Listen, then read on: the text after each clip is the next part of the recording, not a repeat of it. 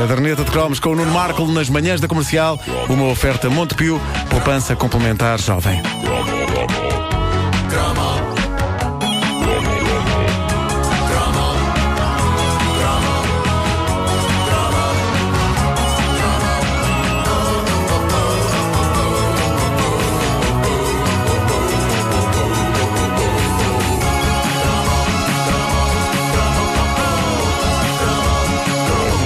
O ouvinte Hugo Miguel Vaz Silva deu no Facebook da Caderneta de Cromos uma sugestão interessante para um cromo. Ele que faz a sua própria caderneta num blog chamado Ainda Sou do Tempo. Fica em aindasoudotempO.blogspot.pt.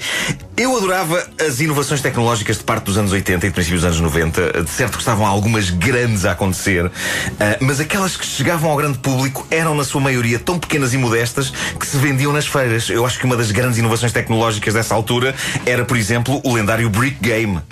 Aquilo basicamente era um Tetris de bolso, não é? Mas foi durante uns tempos rei e senhor das vendas de produtos eletrónicos.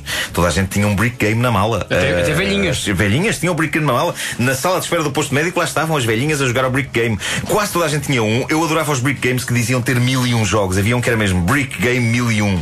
E eram lindos porque, para além do Tetris normal, aquilo tinha centenas de modos diferentes. E penso que até tinha aquele famoso jogo da cobra, o Snake, em que temos de controlar uma cobra feita de quadrados que vai apanhando coisas pelo caminho e vai crescendo, e temos de evitar ao máximo que ela choque contra ela própria, senão game over. Quão estúpido pode ser o conceito de um jogo. Bom, o Brick Game, em português o jogo dos tijolos, era uma possante máquina de jogos baratuxa. Vendia-se nas feiras mais do que nas lojas. Era o Game Boy dos menos afortunados e, à sua maneira, era uma inovação tecnológica sobre cujo criador eu gostaria de ler um livro tão detalhado como a biografia do Steve Jobs. Até tenho um bom título para isso: Brick by Brick. Tijolo a tijolo. É ou não é um excelente título para uma biografia? Continua. Bom, ok.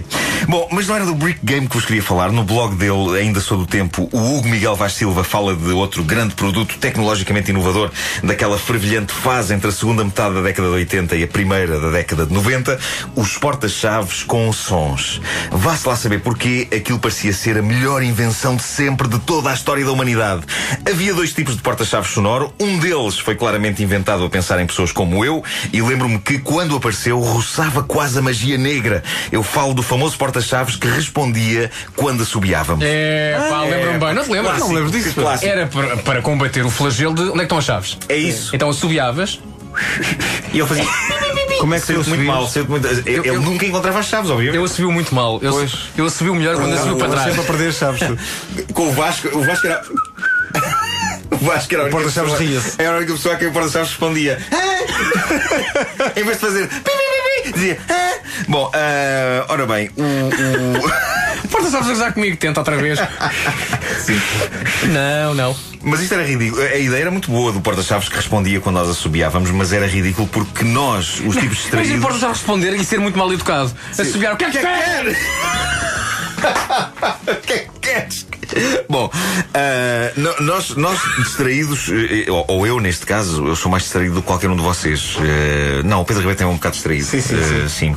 Mas nós continuávamos a perdê-lo, continuávamos a gastar muito o nosso tempo à procura das filhas da mãe das chaves. Agora, simplesmente era uma maneira de fazermos uma figura mais deprimente à procura dessas coisas, porque antes simplesmente procurávamos. Depois destes porta-chaves fazerem a sua valente entrada em cena, passámos a assobiar enquanto procurávamos, que era terrível, péssimo para as pessoas que vivem connosco e que podem dormir mais do que nós, porque antes destes porta-chaves uma pessoa procurava de manhã em silêncio pelas chaves, quer dizer, quase em silêncio. Eu digo palavrões entre dentes, não é? Eu estou ali tipo, onde é que está esta filha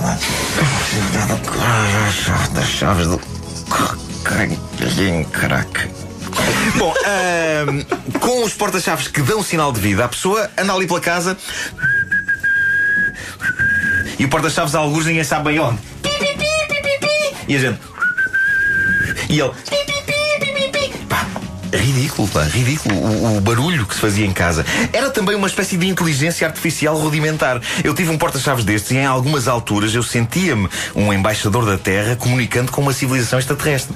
Ou seja, queria dizer venho em paz e queria dizer está bem. Muita gente solitária assumia um destes porta-chaves como um amigo e ficava horas a conversar, abraçado a ele na cama. Que significa queres namorar comigo? Seguido da resposta: estás maluco ou quê? Bom, os porta-chaves de que fala o nosso ouvinte, o Hugo, esses eram mais espetaculares. Eu também tive um comprado numa feira, durou pouco. Digamos que estas coisas compradas em feiras tinham essa ligeira desvantagem, mas enquanto durou, fez as minhas delícias. Eu lembro-me que a embalagem explicava que o porta-chaves reproduzia de forma, e passo a citar, realista, o som de diversos tipos de armamento. E realismo é a palavra-chave. Uma pessoa com porta-chaves destes era o mesmo que carregar o Apocalipse Now ou o Platoon na algibeira das calças. Era viver o horror da guerra, mas com as chaves de casa acopladas. Ele era bombas a cair. Bom, ele era metralhadoras. Ele era raios laser. Ele era uma arma coisa. E outra arma que faz coisa. E depois havia o som de um telefone. Peraí. No meio deste armamento todo há um telefone? Há um telefone, porque de certa forma um telefone também pode ser uma arma, Vasco. Porque as palavras podem aleijar, meus amigos. Ou isso, ou se o telefone for atirado à cara de alguém com muita força. Bom, sobretudo se for um daqueles antigos de disco. De disco, sim, sim. Poça. Bom, enfim, isto era um brinquedo de categoria. Telefone, primeiro avisa, não é? O que é que vem aí? É isso, é isso. Bom, era um brinquedo de categoria. O Hugo lembra-se de ir em criança à Praça de Cascais às quartas de manhã. Diz ele, podia ser que conseguisse cravar um brinquedo ou uma bugiganga eletrónica baratinha. E foi o que aconteceu com este porta-chaves. E reparem como ele era um jovem com ideias. Diz ele, uma das minhas brincadeiras preferidas era agarrar nos meus soldadinhos, também comprados nessa praça, e fingir uma guerra com a banda sonora a cargo do porta-chaves. Pá, lindo. Sempre que um amigo nosso tinha um porta-chaves igual, era garantida uma barulheira desgraçada em guerras imaginárias com muitos tiros e bombas à mistura. E quando o som do telefone se fazia ouvir, pergunto eu, se fosse eu, punha um dos soldados a dizer: é para si, sargento. A sua esposa quer saber se hoje chega a hora de jantar. E manda dizer também que o senhor é um porco.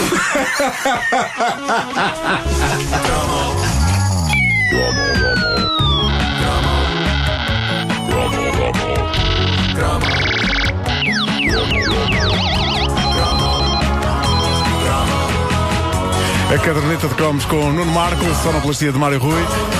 Uma oferta Montepio, poupança complementar jovem. Tiveste um porta-chaves destes? Pá, não, mas lembro perfeitamente. Era daquelas coisas que nós achávamos, isto é o cúmulo. Isto é muito avançado. Não, a tecnologia não pode avançar mais do que isto. Um porta-chaves que tem estes sons todos. Maravilha.